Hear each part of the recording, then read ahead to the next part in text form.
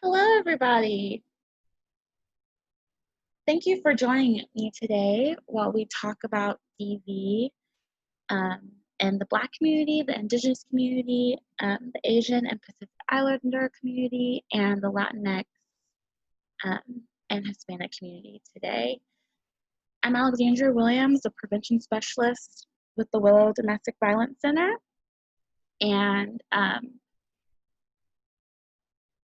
and today we're going to be kind of diving into a lot of information in kind of a short amount of time, so I'm going to try to cover everything I can. But before we begin, there are a couple things I just wanted to talk about. The first thing just being that this information can be triggering to some of the people who might be watching today. So please do whatever you need to do to take care of yourself. If you need to take a break from the presentation and step away, please know that there will be a recording, so you can come back to it whenever you feel ready. Also, I just wanted to mention that the presentation for today is mostly just covering the basics of domestic violence within these different communities. So we'll be talking about the barriers and obstacles and some statistics that support this information as well. Information such as different interventions, different policies, things like that will come at a different time. But today I just wanted to use our time for today just to cover the foundational information about these communities.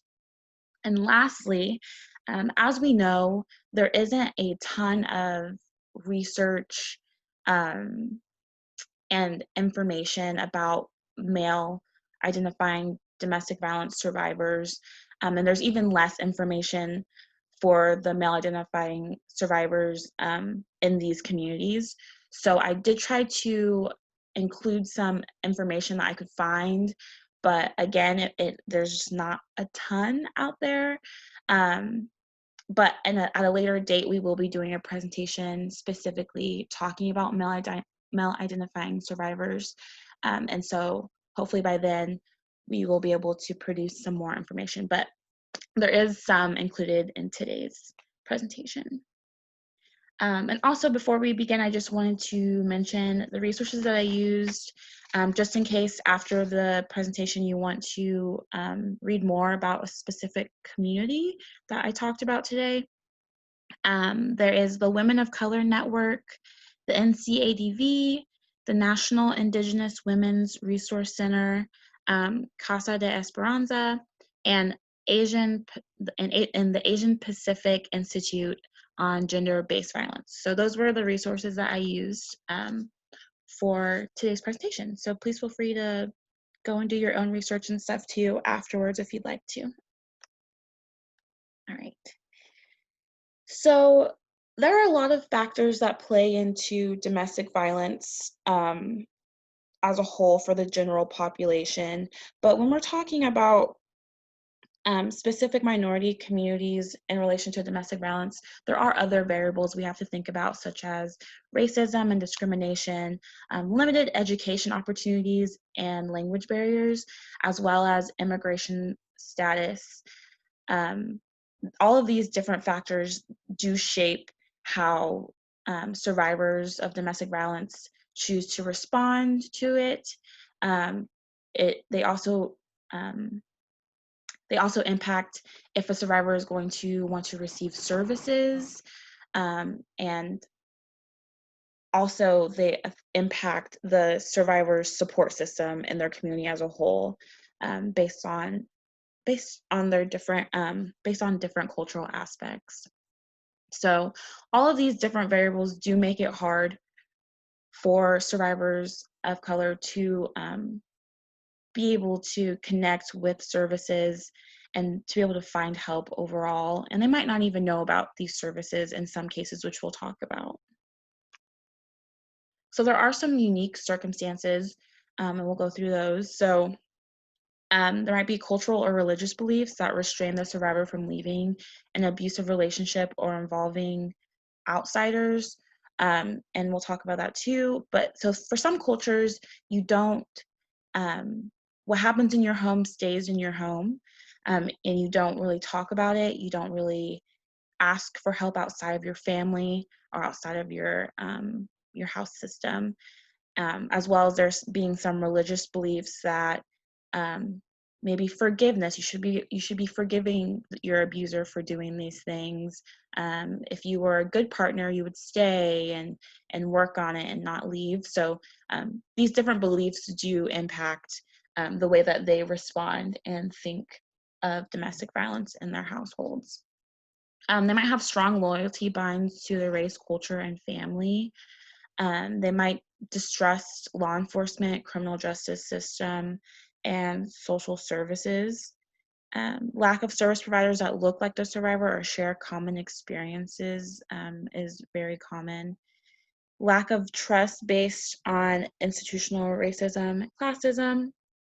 Fear experiences will reflect on or confirm the stereotypes placed on their ethnicity.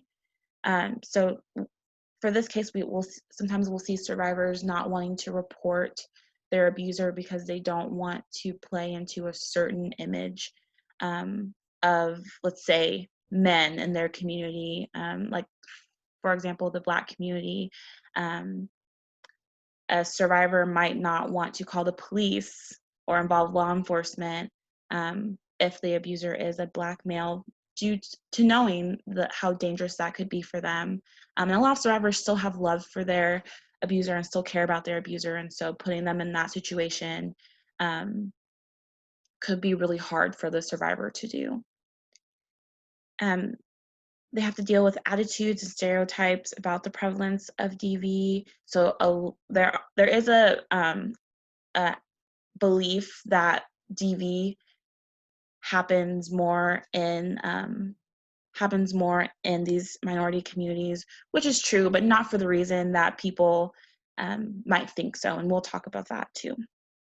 Legal status in the U.S. of the survivor and or the abuser. So again, if the abuser might be undocumented, the survivor might not want to involve the police or press charges because they don't want to get the abuser in any type of trouble or get them deported or anything like that. Oppression, including re-victimization, is intensified because of the different identities and the intersections and the intersectionality of all those identities all impact their experience in the society. And so overall, that experience affects how they choose to reach out for help and if they're going to choose to receive services. So it's very important to remember that the survivor is the expert on their own culture and experiences within their community. So it's important to listen, like we always say, listen and believe and try to understand and do what you can, whether you're an advocate or a friend or a family member, finding out as much information as you can regarding the barriers, regarding the experiences of the survivor, and just believing them, believing them and believing their experiences overall is what we want to do. Even if you think you might know more about their culture or their experiences, unless you are them, unless you hold that identity, unless you live in that culture, you have no place in saying what's happening and what's not happening. All right, so we're going to talk about Black, African American survivors. So stereotypes overall do amplify kind of the obstacles that these survivors face when they're wanting to seek services. Our society has this stereotype, this myth that that Black survivors as a whole are strong, but more specifically, women identifying survivors, that they are strong under stress, and that they are resilient, and that whatever they're going through, they can take it, they can deal with it. And so that it makes it hard for them to be vulnerable, and it makes it hard for them to speak out on it when the message of, well, you're strong enough to handle it, might be being replayed over and over to them. So it's important to understand that that is a very real barrier for a lot of Black survivors. Also, they might be seen as the protectors of their family and community. This is more, again, regarding women identifying survivors.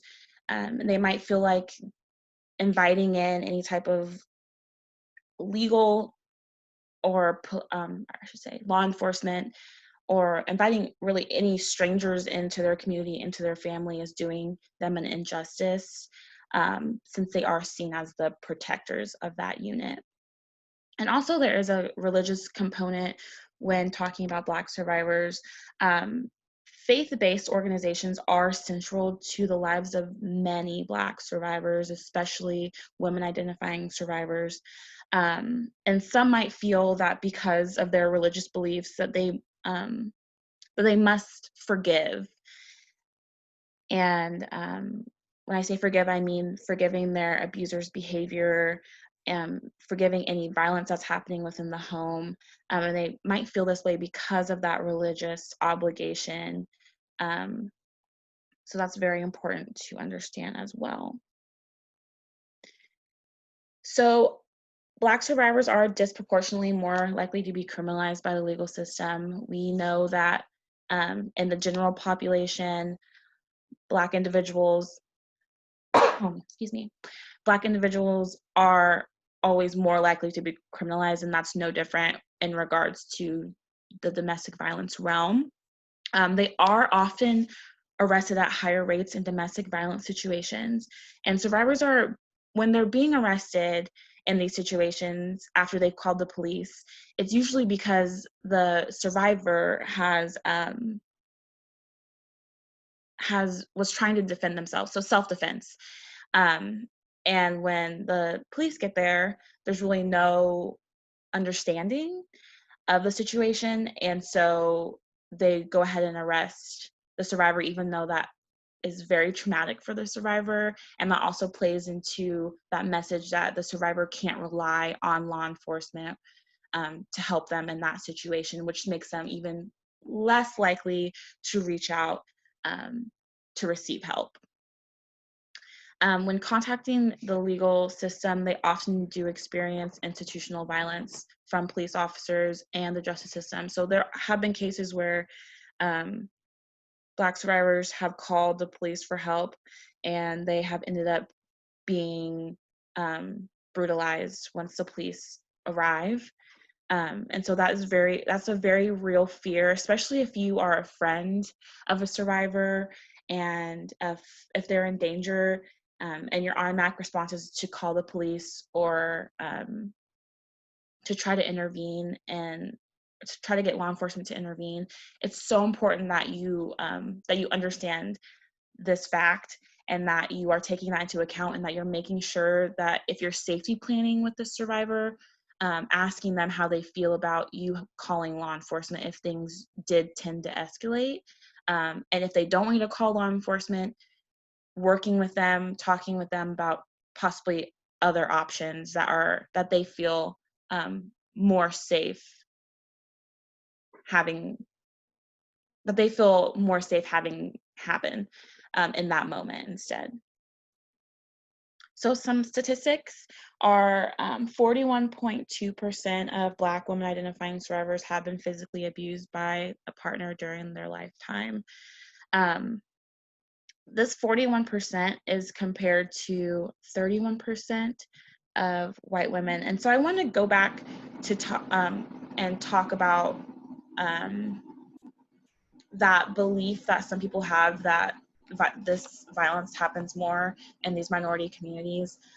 So as we see, that percentage is way higher than that's way higher than it would be for a white woman identifying survivor, as well as for the general population as a whole. 35% of women and 28% of men have experienced physical violence, stalking, sexual violence by an intimate partner.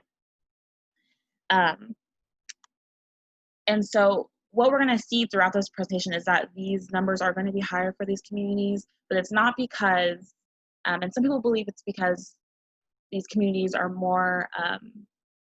just more violent.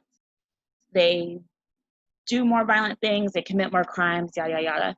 And that is just not the case. The reason why the number is higher is a number of things, ranging from barriers and obstacles that these survivors are having to come face to face with when they're trying to receive help. It has to do with it has to do with the institutional racism and discrimination that we talked about earlier as well. There are just a number of things that go into it, and none of them have to do with this population being more violent. As we know, domestic violence can happen to anybody, regardless of your demographics. It can happen to you, and so that's very important to remember when we're talking about this. That there are certain systems set up, certain obstacles, certain cultural beliefs, religious beliefs that contribute to this number being a lot higher, and a lot of stigma behind that as well. All right. So the 2013 FBI homicide report reported that there were 453 Black woman-identifying individuals that were murdered by male-identifying offenders. And they found that 56% of them were wives, ex-wives, or girlfriends of the offender. So these were intimate partners of the offender, and 56% of them were intimate partners, which is a lot. So that's over half of the women that were murdered that year were murdered by an intimate partner. 40% of Black men experience sexual violence, physical violence, and or stalking by an intimate partner in their lifetime, and that's compared to that 28% in the general population.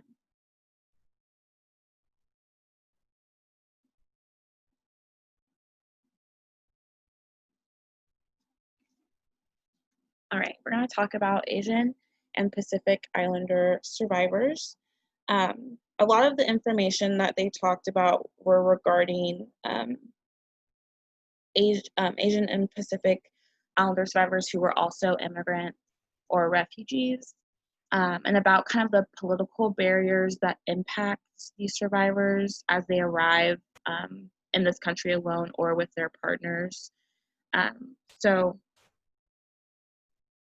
once they are in the US, they do experience a lot of discrimination, racism, unemployment, isolation, and continuous fear of being detained or deported. And so all of those aspects play into domestic violence, like we talked about earlier. Each one of those alone can create a DV situation, but all of them together can create a really volatile one. And they're experiencing this right when they get here as well. API survivors from immigrant and refugee communities may also have difficulty in obtaining employment in the US because they lack employment authorization or language skills. And this is important to understand because, as we know, financial independence is a big part of a survivor leaving. If they don't feel like they can survive outside of the abuser's home, then that's even more reason for them to stay in that situation. And so making it difficult for them to obtain employment means making it difficult for them to obtain financial independence, which means that they're having to depend on their abuser and stay in that relationship even longer. Some traditional values that they have also support the minimization and hiding of such problems, so kind of keeping it in the family, dealing with it in your home, and not telling other people, not sharing your business outwards, which is common in a lot of these communities and no different in this one.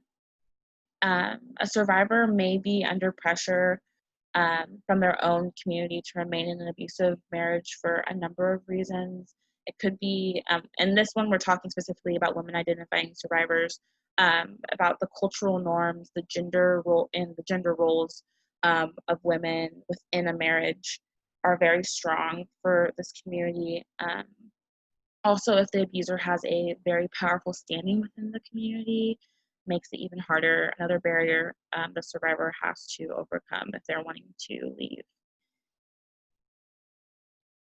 Immigrant and refugee survivors who do speak out against their abusers may be blamed for the violence. They might lose their social respect, like from their communities, and might also cause uninvolved family members to be ridiculed as well.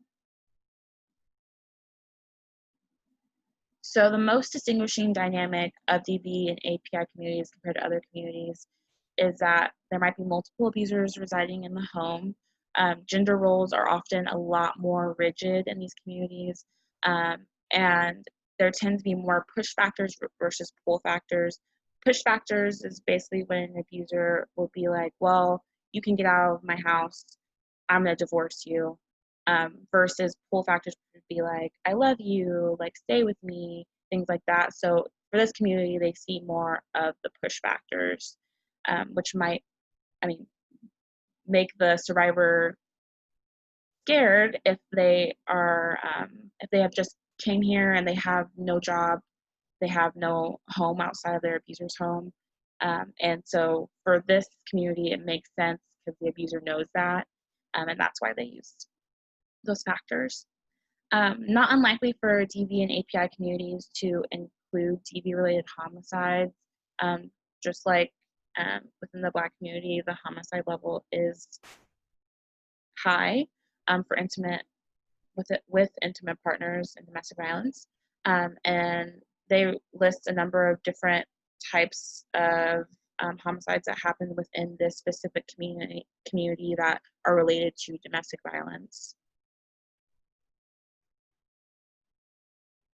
So some statistics in the Asian and Pacific Islander Institute on domestic violence, they did report that between 21% and 55% of the Asian women identifying supporters reported experiencing intimate, physical, and or sexual violence during their lifetime.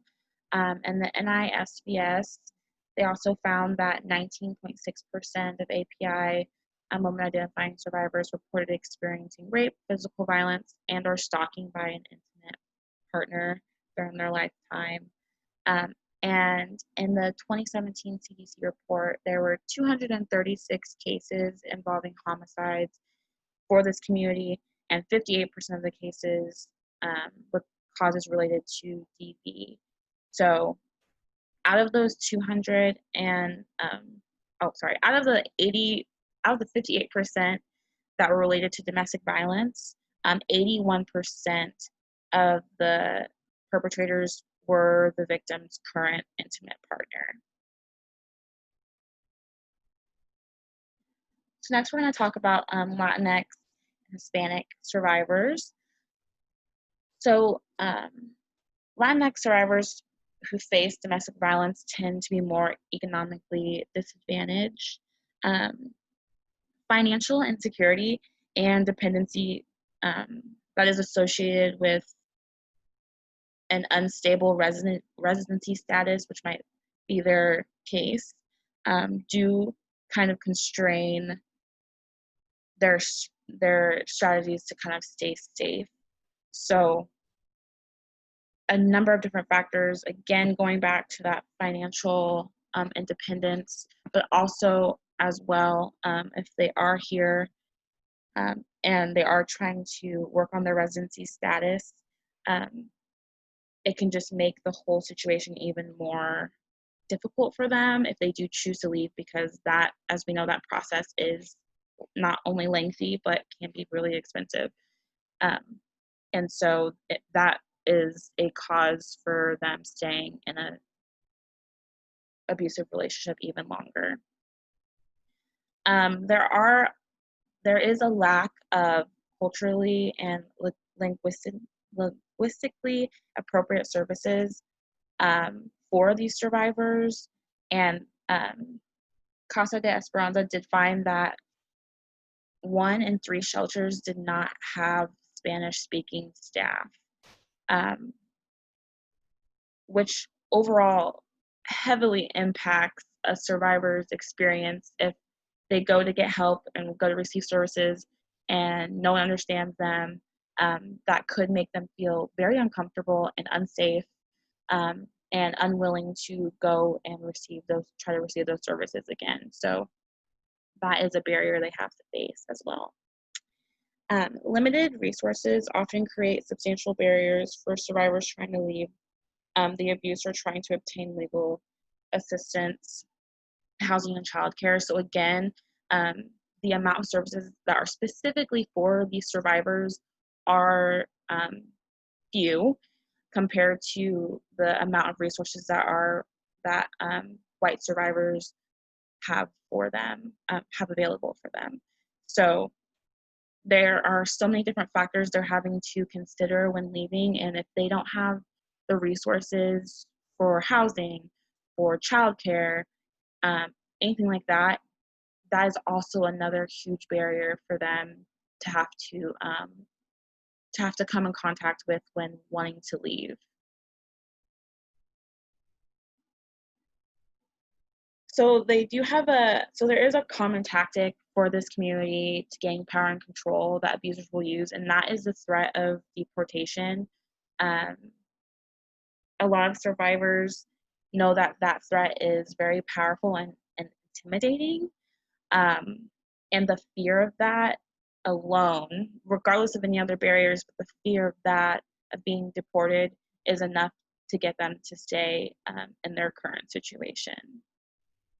Also, they may not disclose that the abuse is happening because they might be intimidated by law enforcement, again, going back to the deportation portion of it. But also if they have, maybe they're in their home country, they know that the law enforcement there can't be trusted, or they've had bad experiences with them, those same feelings might follow them once they are in the US. And so there might just be an overall feeling of being unsafe, and not disclosing at all. And there is very little awareness of IPV, DV services and options among Latinx survivors. Again, Casa de Esperanza did a survey, and they found that less than 3 in 10 of these survivors had heard of DV or IPV protective orders, and not many of them even knew that there was a domestic violence center in their area or what that center did. So overall, we can see there needs to be more information, more awareness, more accessible services. Services need to be more accessible for them to feel comfortable to be able to come and receive them, as well as they need to know about the services, which is very important. Some more barriers that they face are that they have, for them, in their culture, there is a really big importance on family, and there's also really strong gender role expectations that impact them.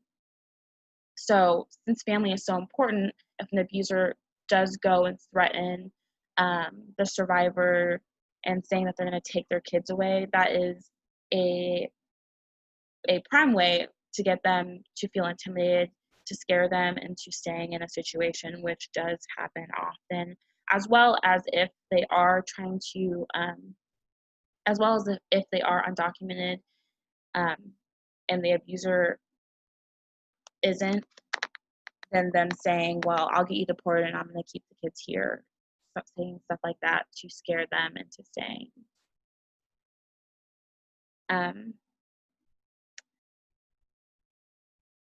They also reported a decrease in the likelihood of calling the police, again, due to immigration enforcement policies and an increased fear of deportation.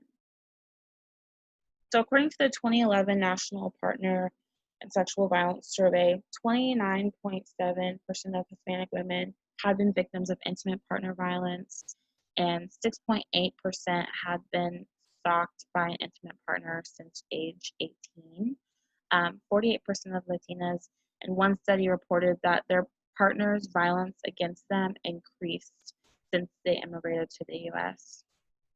And lastly, there was a study that included 2,000 Latinas and found 63.1% of them had been victimized in their lifetime. So stalking, physical assaults, weapon assaults, physical assaults in childhood, threats, a number of things, and reported having experienced one or more of those types of victimizations.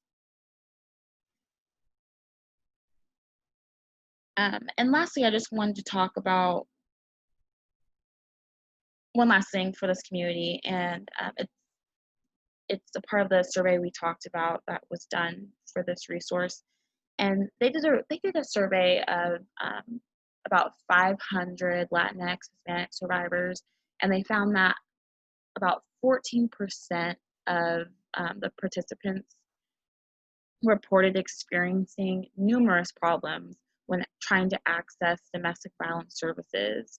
And these problems were due to immigration issues. And so really the DV services weren't accessible for immigrants. And so they were unable to receive the help that they really needed, which is really important to keep in mind. And lastly, we're going to talk about Indigenous survivors. So before we jump into this portion, I wanted to offer just a little bit of history about Indigenous survivors. And so this information is from Hillary N. Weaver, and she is a social worker. She has a doctorate in social work, and she works specifically with this community. And she goes on to talk about how colonization is the main reason domestic violence occurs in Native communities at all. And she defines colonization as the displacement and undermining of societies, including their values, cultures, beliefs, and ways of life by outside peoples. And so she goes to talk about how colonization caused an overall shift in Indigenous populations. So she talks about how colonizers were not accustomed to this type of society because the Indigenous society was very balanced between the genders. Women identifying individuals ran tribes as well as men identifying individuals, and there was an over-understanding between those genders that they were equals in a sorts.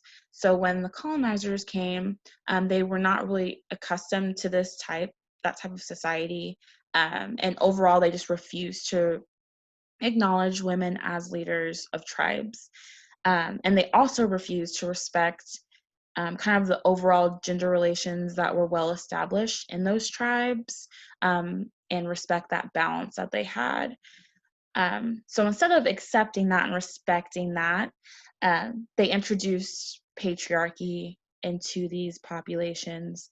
And as we know, patriarchy is deeply connected to causes of domestic violence within the general population.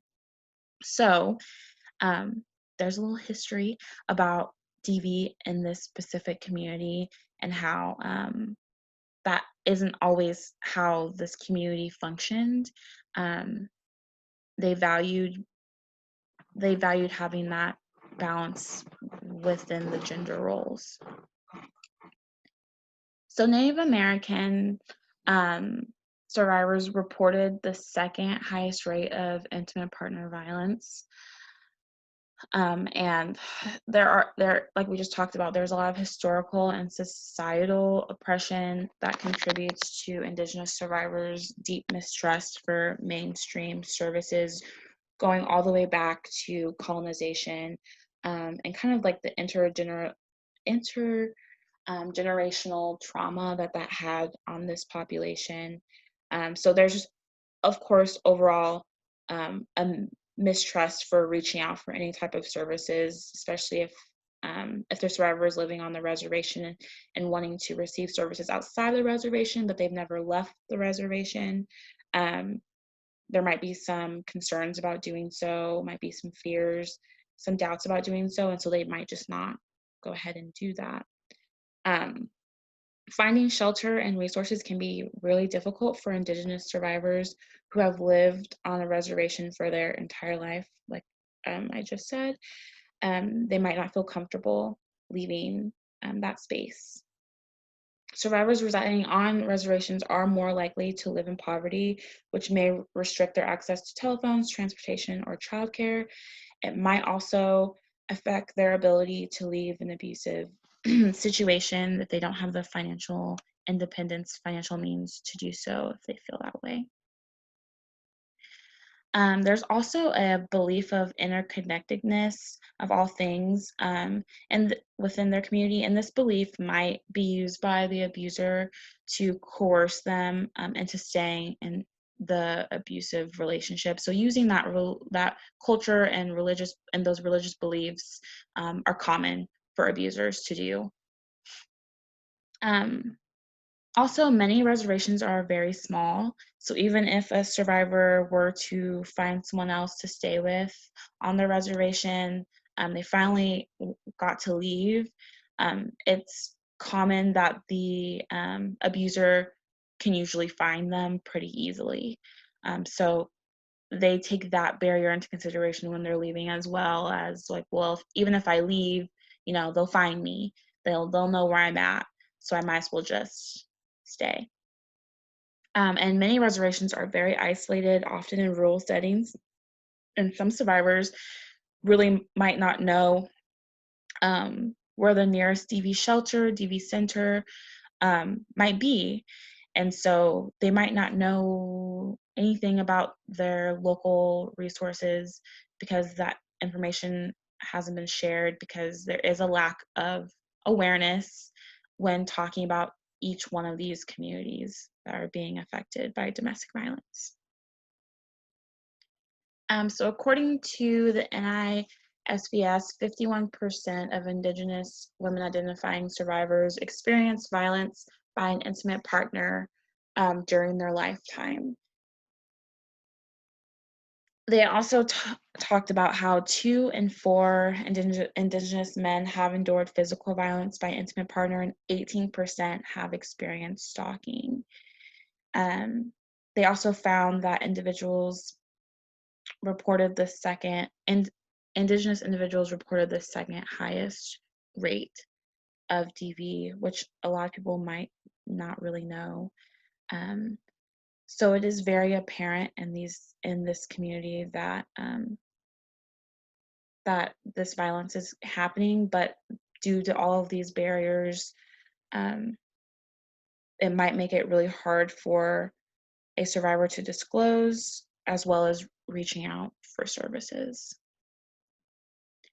So that is all I have for you all today. Again, thank you for tuning in today. I hope everyone was able to kind of understand how, while in the general population as a whole, specifically white survivors, there are a lot of barriers there, which we have talked about in previous presentations, but the survivors in these specific minority populations are having to deal with those barriers, as well as the many other barriers they're having to deal with within their own communities. And so I hope that brought some attention to that. This is our 24-hour hotline, 785-843-333. Please call if you are needing to safety plan, if you're needing help with services, if you're wanting to be connected to an advocate, even if you just have questions about maybe some warning signs that your situation might be violent or abusive. Please call, available 24/7. And also, this is our website below, which has a number of resources and a lot of information on there as well, if you're wanting just to learn more about domestic violence as a whole. All right. Thank you, everybody.